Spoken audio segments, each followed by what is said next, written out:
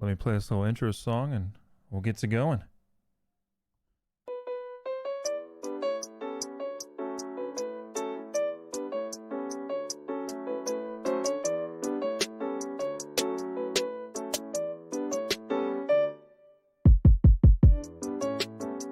Ladies and gentlemen, you know what that sound means. Welcome back to the Always Be Gaming podcast.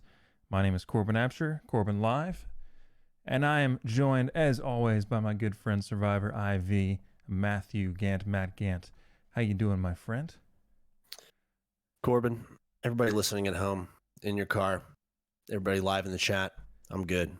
Life's good. How are you? I'm doing good. I don't think we have anybody live in the chat. Okay, all right. I was just gonna throw it out there. Just throw it out there. If you are live in the chat, respond to us and tell us how live the chat was. We'd love to know, because if there is one, you shouldn't be here. As this is a pre-recorded thing, but hey, comment on the YouTube videos, and then that is the live chat. There you go. Yeah. There you go. Well, awesome. Well, I'm glad to have you with me again. A little programming notes before we get jumping on everything. If you're not already, subscribe on Apple Podcast, as you can see down on the bottom left. If you're watching on YouTube, subscribe to the YouTube channel, where you can see our pretty faces and go over some of the images that we're talking about and everything along that line, so you have a better idea of staying in the loop with everything that's going on. We're also on Spotify, Google Podcast, a lot of places, Podbean, anywhere that you feel like listening to a podcast. Most likely you can find the Always Be Gaming podcast there. Okay, I think I made us a Patreon too, $5 to help support us buy new stuff. Quality that doesn't go towards anything else besides maybe a dinner. Oh, just kidding. Right off. All right. So if you're new to this Always Being podcast, it's not just what you do, it's a way of life. We are always gaming, no matter if you're actually sitting at home playing a video game, on the road, working, everything, the game of life. So we're here to just talk about anything and everything, but we are mostly focused on the video game and esports world. And that's what we're going to discuss. My goodness, a lot of things happened over the last week. A lot of fun things and cool things to kind of, really get excited about for the future of maybe esports or just the gaming content world. So we'll get into all of that, but first we'll kind of hit our first topic of discussion and just kind of go over what we played this last week, because most likely it's what all of you guys are playing and gals are playing as well. The number one game right now being played, not being streamed, number one game being played right now is still Call of Duty Vanguard. And it, my friend, is a lot of fun, but it is also quite a... I hope that beep works. Yeah, it sure did. I was surprised by that. Even I heard that. That was awesome. That's funny. But yeah, there's a lot of stuff going on. It's a good time. We have a core group of friends that we've been playing that with. You didn't actually get to play too much this week. No, unfortunately. Shout out to my internet ISP, my internet service provider, AT&T, for basically killing my entire fun week. My internet was down for 72 hours. Bruh. If you can believe that. Bruh. That's crazy. How does that happen in this day and age? I don't know. There's some construction going on around my house. They're widening some roads. So I feel like that was the major contributor. I'd like to believe it is, because what happened is my internet went off. My wife goes, "Hey, I think the internet just went down." I said, "Yep, sure did." And then about 30 seconds later, I got a text from AT&T and it said, "Hey, we think we're going to have you back up in anywhere between 12 and 14 hours from Perfect. now." And that was 72 hours. So thanks, AT&T. Oh, yeah. no. So, no, I got back on the games late in the week. Was your internet faster whenever it came back? No. Was it slower? Or was it the same? It was already pretty fast. Okay. I'm gonna when you start talking again, I'm just gonna run a quick little speed test. But that'd be good. Yeah, man, I for a couple of days there, I was playing my Nintendo Switch, playing offline games like a pilgrim, Yeah. like a Neanderthal, just felt weird, playing these single player offline games. I miss the community, dude. Monopoly, is that what you're playing? Yeah. I was building Legos. Y'all were building some got Legos. weird. That sounded pretty fun. Yeah, it was actually pretty cool. Build that Home Alone set. I got my grimy fingers on that. It was tough. Should have scalped it because I think they're selling those sets now for like $500 on eBay. Should have Holy scalped it, but moly. we kept it. So yeah, it was like it was a little offline week. Yeah. But so yeah, but I got back on COD tonight. I maxed out the M1 Garand. Seriously. Man, Yeah. you playing a lot more than I have. Dang. Yeah. Well, that's the only gun I use too. So, Well, but yeah. So is it just because of the sound it makes the when it goes ding, out? Yeah. ding, I love that, man. Yeah, the M1's been one of my favorite like historical weapons of all time. So I just and I like those marksman rifles. Those are my jam. That's where I'm at. So what about you though? Me too. Playing a lot of Vanguard, a lot of S&D really. We have some people, no names thrown out, that love playing DOS House. And it's good for leveling up weapons, using your double XP tokens and everything. But I hate that game, that map. It's like Shipment, but, Vanguard's version of that. Not to say it's a terrible thing to play, but it's not what I get on and desire to play that game mode. Because it's just like the DOS House game modes where that's the only map that's played. But it's a good time. I'm having a fun time playing Vanguard. Search and Destroy is by far the best game mode on that game. Yeah. They have the moving point. I forgot what that was called.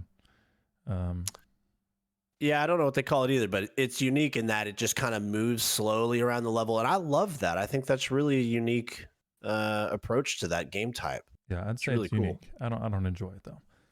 Oh, okay. But I like it. Maybe I'm just old school. I like just you might be. Domination, Search and Destroy, Hardpoint. No, we don't have Hardpoint, do we? Yeah, we have Hardpoint. We don't have Headquarters. Yeah, sure. No, Headquarters. That's what it is. Yeah. But yeah, I'm having a good time. I'm really looking forward to Warzone of the Vanguard stuff. That's going to be a lot of hype. Blast. It's going to be. Yeah, it was Crim 6, formerly of the Dallas Empire, now with the NYSL, tweeted out today saying how hyped he is for that. I saw that. All the pros are talking good about it, and that's a good sign because usually those guys, even though they're employees of CDL, they're usually pretty vocal about the things they do and don't like in these games. That's very true.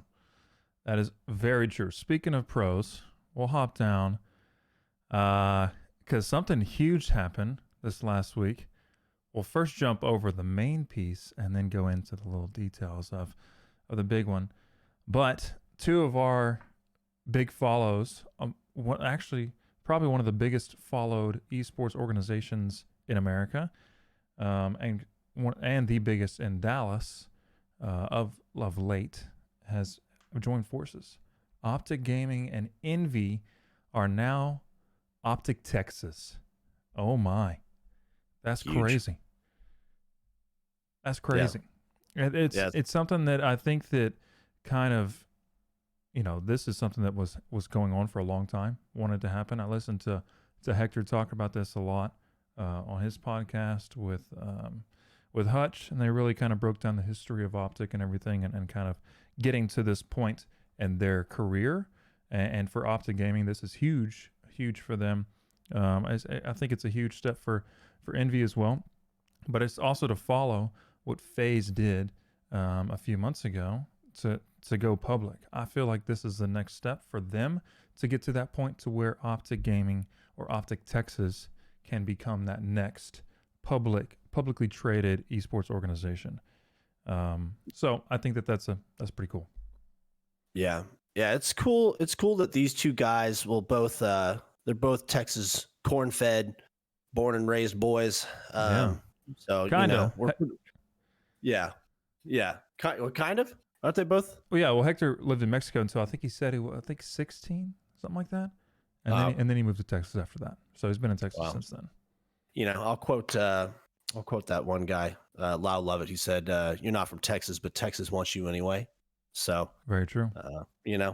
Well, we adopt people down here in Texas, make them Texans anyway. So, one of the things I noticed when they were talking about, I read some interviews, I watched part of that podcasting that they did, These guys both complement each other in many, many ways. And I know they both referred to this being a match made in heaven, because Hector is the guy who creates the content, has probably the bigger base, the bigger, amount of eyeballs on his I would assume organization. so. Let me look and see.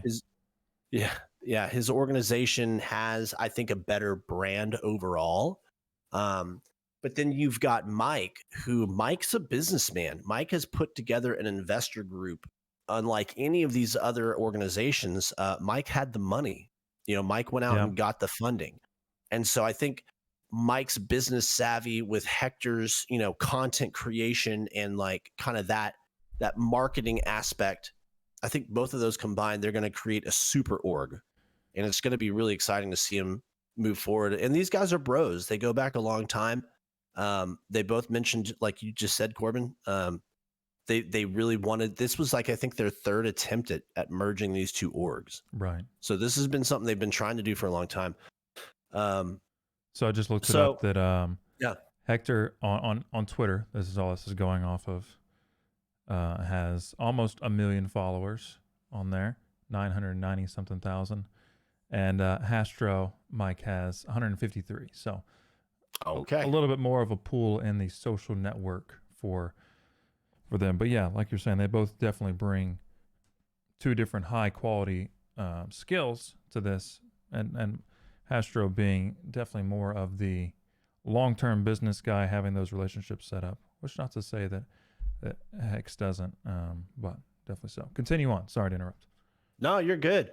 Let's go over, like, just for people who maybe don't know enough about this. I'm just going to hit a couple highlights, some highlights of the deal, and kind of what's happening from here. So the Chicago franchise, the Optic, what were they called? They were called the Chicago Huntsmen. Yeah, but that wasn't Optic. That was just. Oh, yeah, They were part of Optic, NRG. Yeah. Then they bought back Optic. And then they became Optic Gaming again in Chicago. And now, so what happened was Envy, I think, acquired. This is the terms of the deal. Envy, yes, it's a merger, but Envy acquired that slot, that 12th slot in the league, in hopes of selling it off. So Mike and Hector are working on finding some interested parties before early next year. They're saying might happen, might not, but they own both now. Mike owns both slots. Oh wow. Okay. And he's trying to sell off that Optic slot. How do we get an ABG professional Call of Duty team? I think we need a monster Patreon. We need some crowdfunding here. The absolute whale to just come in here and splash. So Hector's going to be he's a shareholder now in this new business endeavor. He'll continue to operate Optic Gaming. Envy Gaming will also continue to operate its Dallas Fuel franchise in the Overwatch League, as well as its teams in Valorant, Halo, and Rocket League. There's still a lot of questions that remain about the leagues where both of them have teams still. Are there going to be mergers there? Probably. So this is most focused on Call of Duty. This season, yes. Okay. This season, yes. And then the other ones are still kind of in mid-season or approaching the start of their season, so it's kind of hard to kind of do that right now.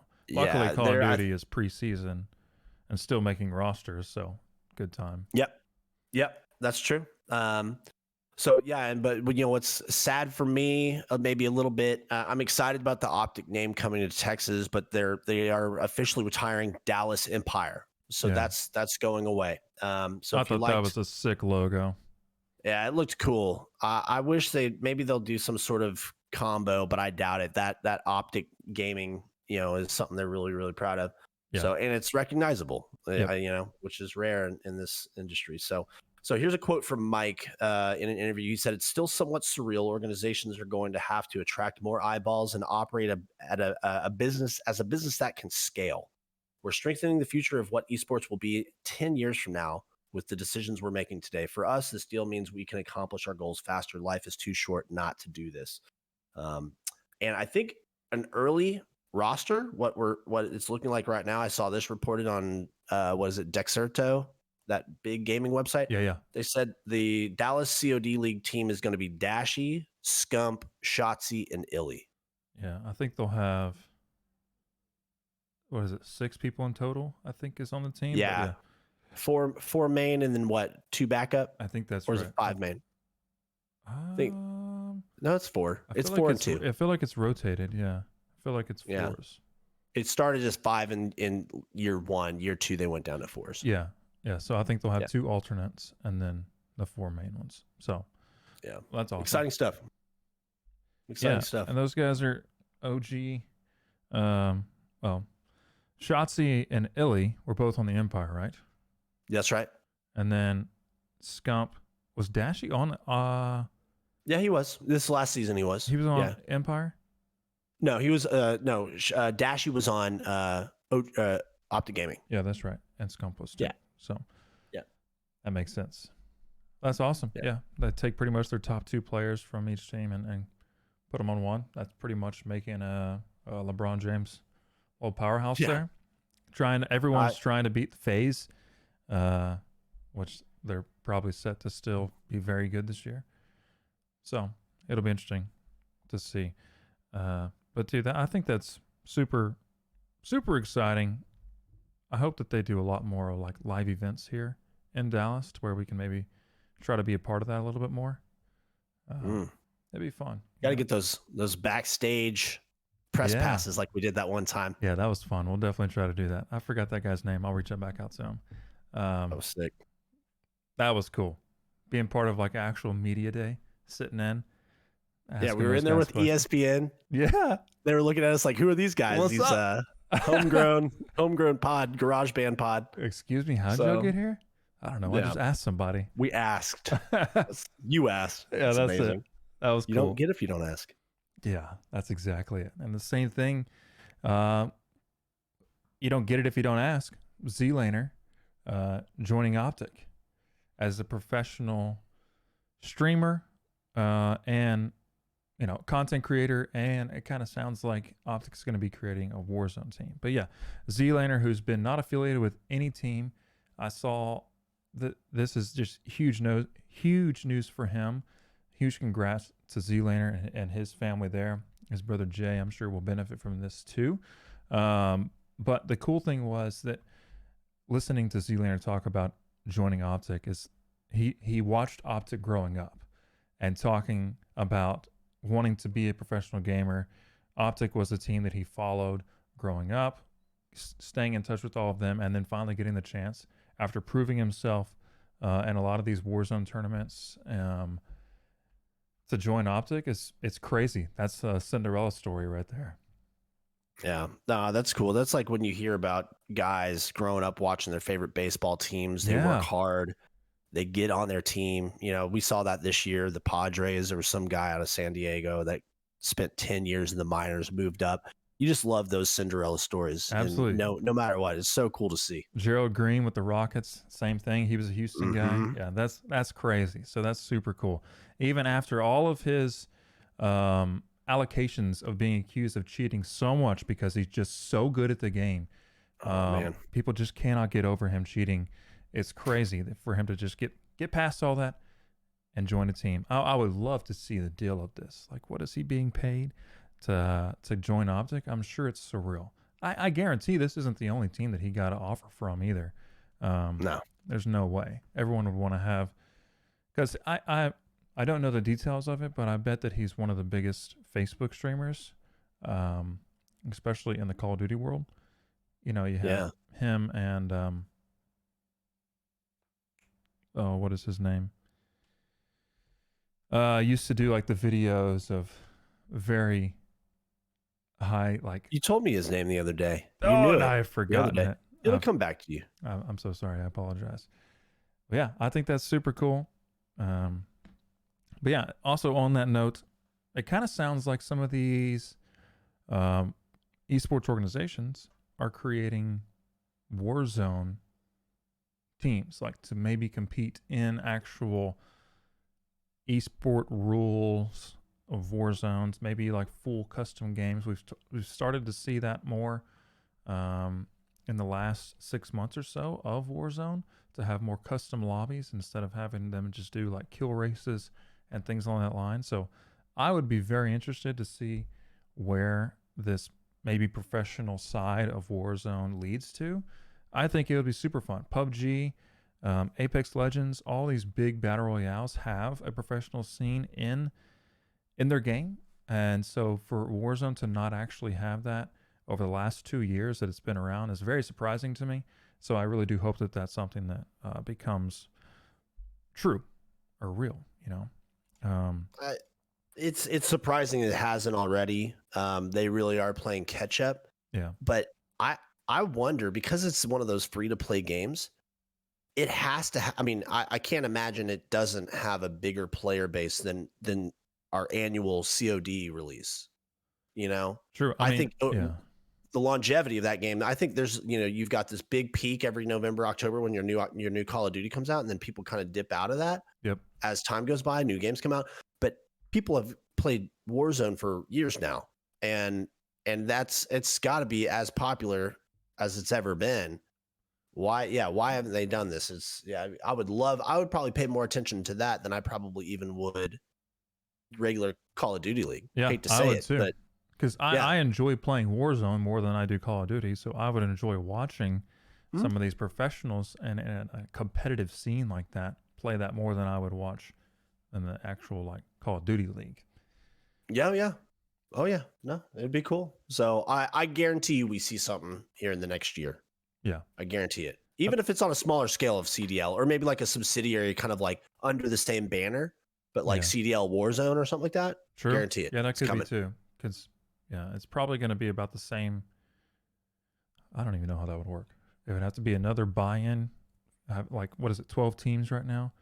It have to be those same 12 teams would get spots for having Call of Duty League and Warzone. Yeah.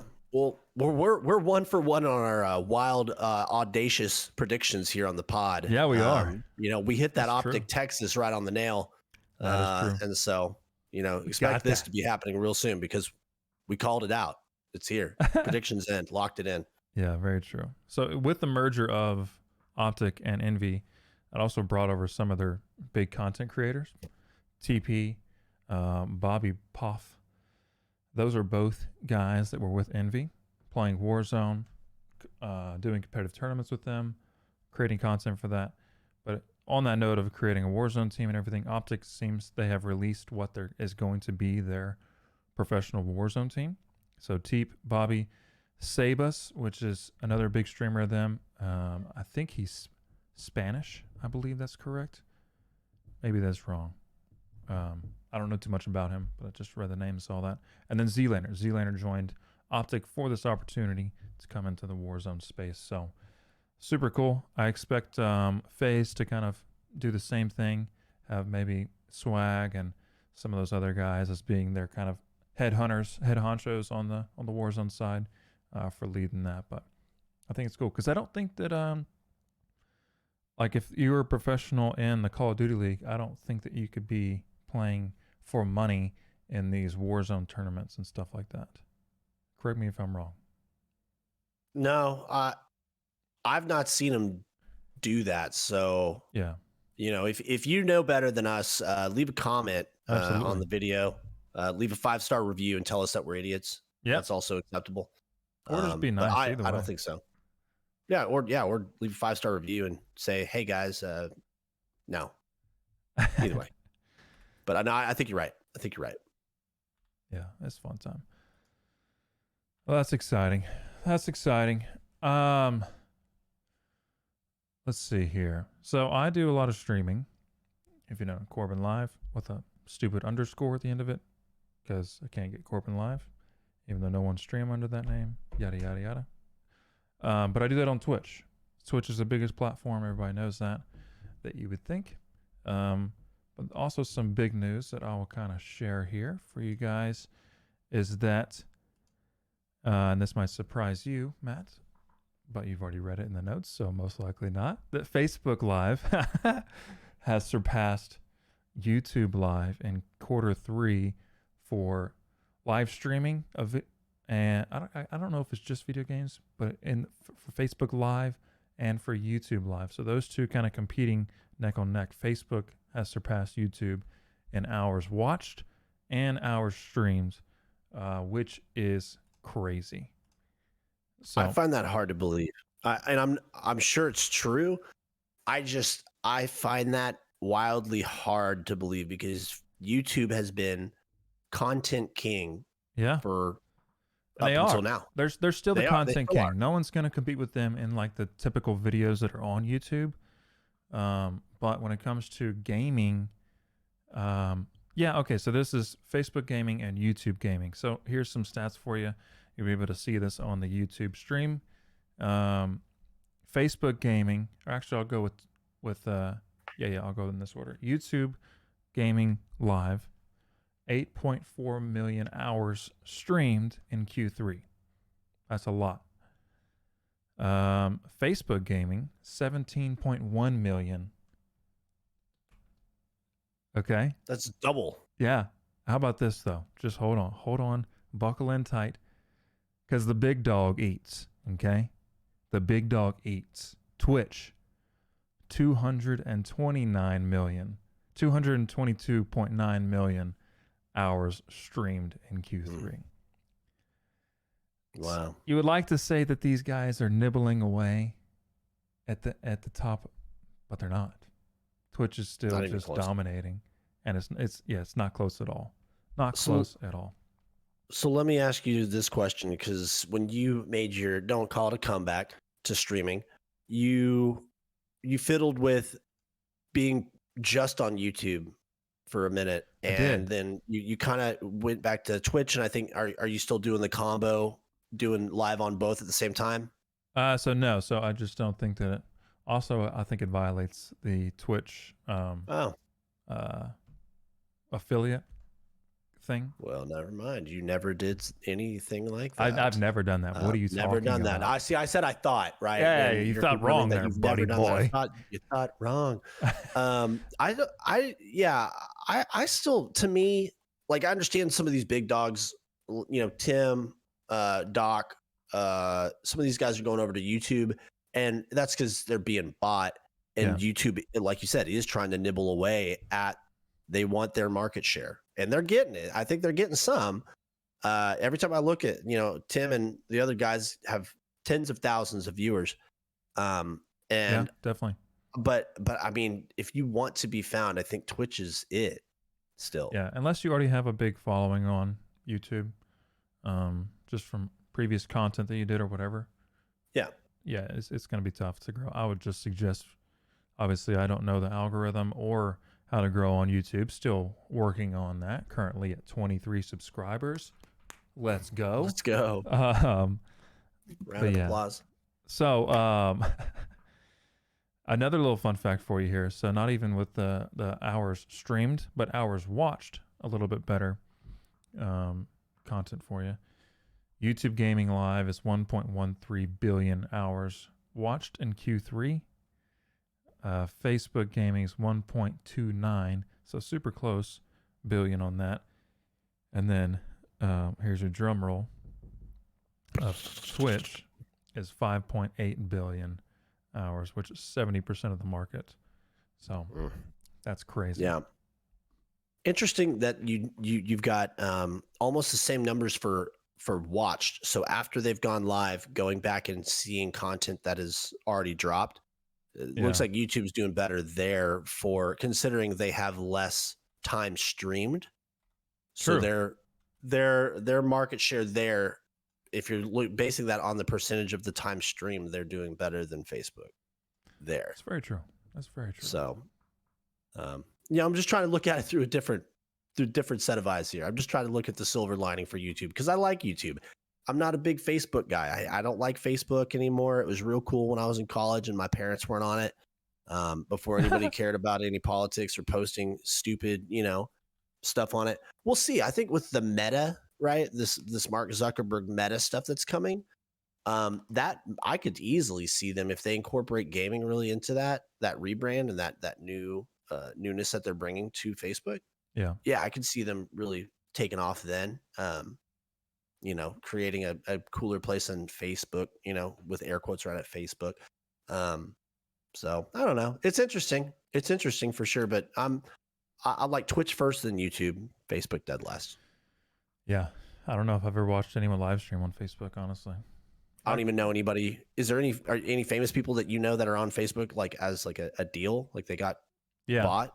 As we discussed just a little bit earlier in the podcast, you can rewind it. Z-Laner. Oh. Z is a big streamer, and then Stone Mountain, that is his name. He is the other big one for Call of Duty on Facebook. Gotcha. Okay. But yeah, so that's cool. I think Twitch. So here's another crazy thing I heard. It's just YouTube could be the biggest,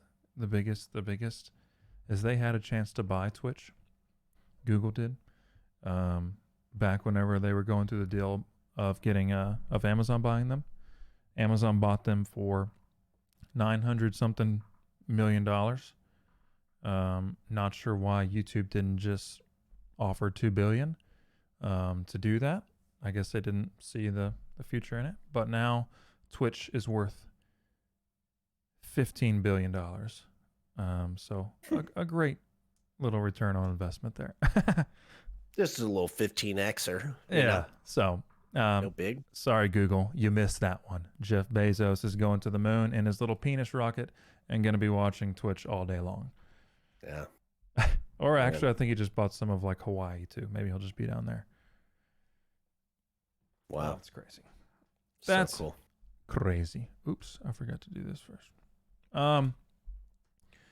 Yeah. Anything else you want to touch on that or anything? No, I don't want to touch. My hands are off.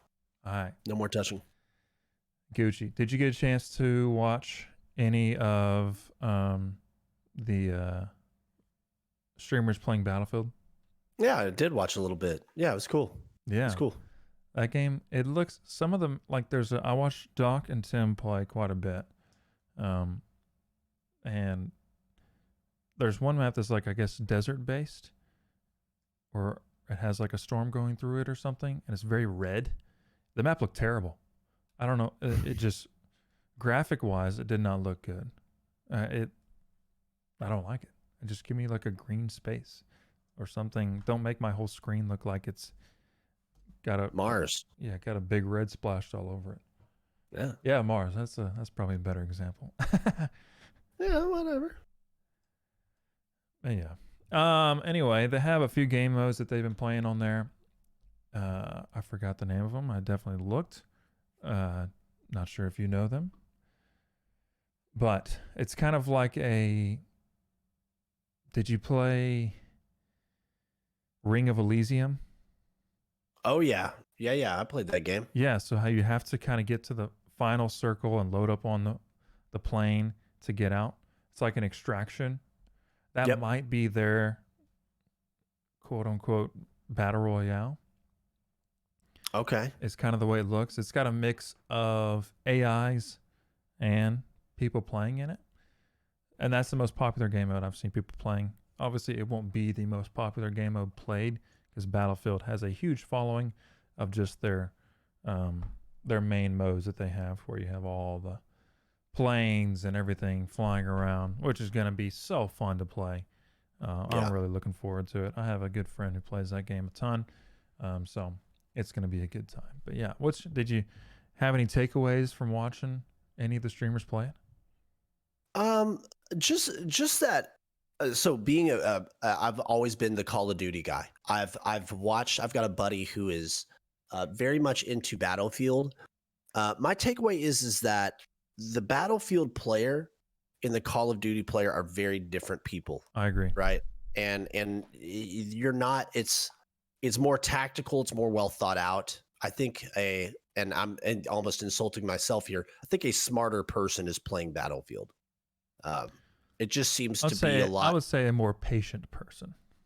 That could be too. Yeah, probably both. No, sorry to all the COD guys like me out there, but no, I've never understood it, and I appreciate it. It's kind of like certain rock artists where I'm like, you know what? I don't like that, but I appreciate it. I see it contributing to the overall art, the Yeah, very form, fair. and it is. It's somebody who wants a different experience. I love that they have all the vehicles. That's cool.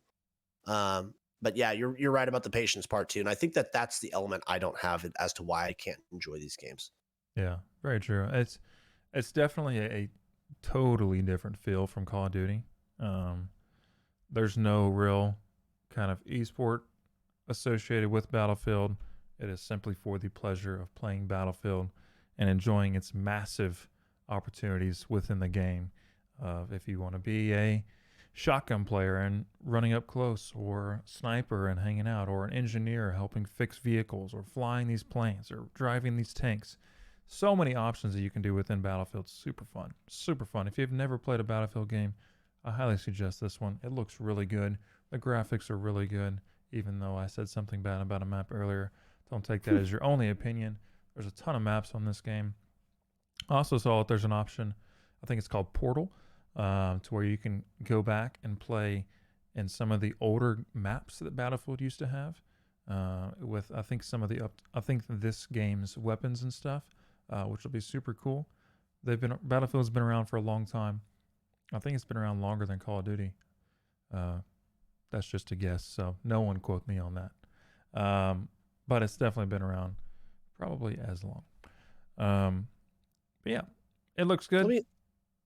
Let me get a take. I want your take on something real quick, and I'll get to my question here. But for those of you who don't know, so this game comes out next Friday. The full release of the game comes out on the 19th, right? Yep. And if you're an EA Play or an Xbox Game Pass member, you can get an access to a 10-hour trial for free. So EA Play, Xbox Game Pass members, go download it right now. You can play for 10 hours for free. Just try it out. You have full access. Also, now this is where I want your take, Corbin. Okay. Tell me if you like this. EA Play Pro members or people who pre-ordered the gold or the ultimate versions of this game. So the costlier, more pricey entry points for this game, not your standard $59.99, but you got to buy the gold or the ultimate editions. You get full access to the game a week early. What's your take on that? Having this barrier, this paid barrier to getting the game a week earlier than the rest of the world. What do you think about that? You like it or not? As a game developer, which I definitely am, not. I would say having people pay early to get in to play my game, to pay more to get in to play my game, absolutely. All good. As someone who is a casual gamer and has saved up $10 over the last 6 months to pay $60 to get Battlefield, no, that sucks. You got some of these other guys, and it really just depends on your friend group, honestly. If you have friends who also paid to get this game early, and they're playing it all this week and you're not, you're just sitting at home scratching your butthole when watching them play this game, that sucks. That really sucks. Pay to get in early, that's terrible. But on the other hand, if you have the money to do it and you're going to play a week early, heck with it. There's give and take on both of it, because you can get in a week early and know the maps, know the guns, know how everything works. So then when all these other casual people who get in, pay the $60, had to wait a week and come in on Friday, are trying to figure everything out there, you're just rolling them over. So yeah, it kind of sucks. I guess overall, that's kind of stupid. Maybe they should have just given some early access to nobody. I think yeah. Don't do early access like that. Maybe just do a beta a couple months out like they did, and that be it. But a pay to get in sooner, I think that's kind of unfair. All right, I like that take. I like how I got to that towards the end. I had to go through all the options. You got there. Yeah. Yeah, you got there. Yeah, that's pretty much it. Don't charge people more money to get the exact same thing people are going to get a week later. Whatever. I'm not the one paying the bills on that or getting paid by these bills. So hard for me to really have an opinion on that. What would you think? I think it is, if you're a business, and they are, Mhm. this is a very smart way to make extra money. Yeah, very true. You're not really putting And any extra thing into the game for it. You're just having to have these servers online a week earlier. yeah, and I think most people that are, even if they think I'm going to stand strong, I'm going to buy my $60 version, they're probably going to cave and pay the extra 10 or $20 to play with their friends. True. You know, so yeah, if you don't have people that are playing and you don't feel that FOMO, you might be able to make it till this Friday. But if all your buds but you are playing right now, I bet you fork out the extra cash. Yeah, So especially if you're it's smart. burnt out on playing DOS House and getting destroyed by shotguns all day long. Negative KD all day long. Yeah. Yeah. Woo wee. That's not me. No, That's me. I literally have never used a shotgun in that game. Is that true? You telling the truth right now?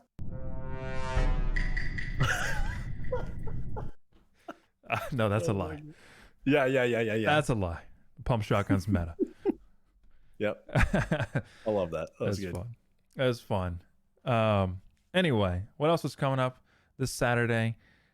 If you have nothing going on, or if you have $3,000, $1,500, a big buck to spend that you can get a ticket to, you got the Esports Awards in Arlington, which would be a good time to go to, but unfortunately we will not be there because we never had a well decide to buy us tickets. So we're just going to be watching on Twitch if you have the chance to. Esports Awards has their own channel on Twitch. That's where it's all going to be streamed from. On Thursday, they have a golf tournament where all the big content creators that are going to be there are going to be doing this. You could buy a ticket. I think it's $300. I don't think you can buy them anymore to get in to go play golf with these guys. Then have, I think, like a meet and greet with everyone as well. Then the Esports has like a cocktail hour. And then they got the awards, a dinner, and all kind of stuff going with it. It's going to be a good time. These Esports Awards are always pretty entertaining. I'm not really sure who's hosting it. I'm assuming it's going to be someone involved in the esports world. But there's a lot of big content creators, a lot of organizations that are up for awards in this. So if you support somebody, sorry, but the voting has already closed. We're a little late on getting you this news. But yeah, this Saturday, not sure what time it starts. So you're going to have to do research on your own. We got to put something back on the listener. You know, this can't just be a one-way relationship. Absolutely. Yeah. You think that we're just going to give you everything for free? No. Pay $10 more. We'll give it to you. Well, if you become a Patreon supporter and you don't know how to use Google, we will provide that date for you and time. True. If you become a Patreon supporter, if you pay us, we'll do the work for you. Yeah, we need one subscriber on Patreon, and we will post early dates to the next Esports Awards. That's a deal. That's a deal right there. That's a deal. Yeah, I mean, that's pretty much it. Nice and short. Anything else you want to cover? We still got Battlefield coming out this weekend. Halo's still set for December 8th. And your other big games are still delayed on that.